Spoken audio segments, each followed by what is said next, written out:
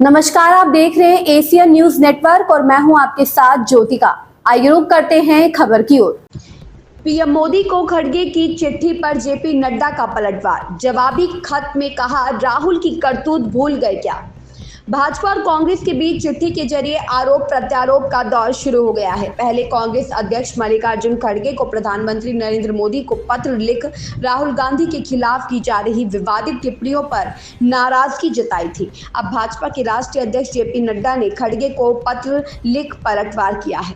अपने जवाबी खत में जेपी नड्डा ने लिखा, मल्लिकार्जुन खड़गे जी, अपने राजनीतिक मजबूरीवश जनता द्वारा बार बार नकारे गए अपने फ्लैट प्रोडक्ट को एक बार फिर से पॉलिश कर बाजार में उतारने के प्रयास में जो पत्र देश के प्रधानमंत्री मोदी को लिखा है, उस पत्र को पढ़कर मुझे लगा कि आपके द्वारा कही गई बातें यथार्थ और सत्य से कोसों दूर है।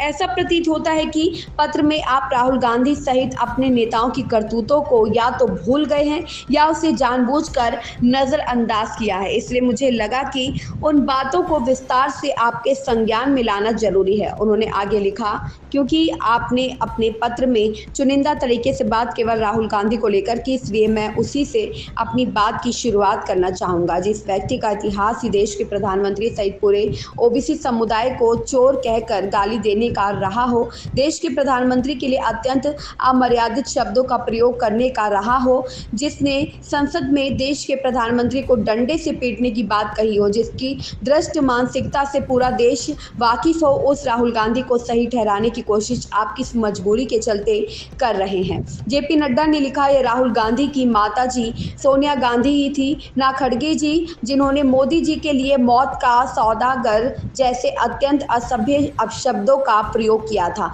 इन सभी दुर्भाग्यपूर्ण और शर्मनाक बयानों का तो आप और आपकी पार्टी के नेता महिमा मंडन करते रहे। क्यों? तब राजनीतिक सुचिता की बातें कांग्रेस भूल गई थी, जब राहुल गांधी ने सरेआम मोदी की छवि को खराब कर देंगे वाली बात कही थी, तो राजनीतिक मर्यादा को किसने खंड किया था? खड़गे जी।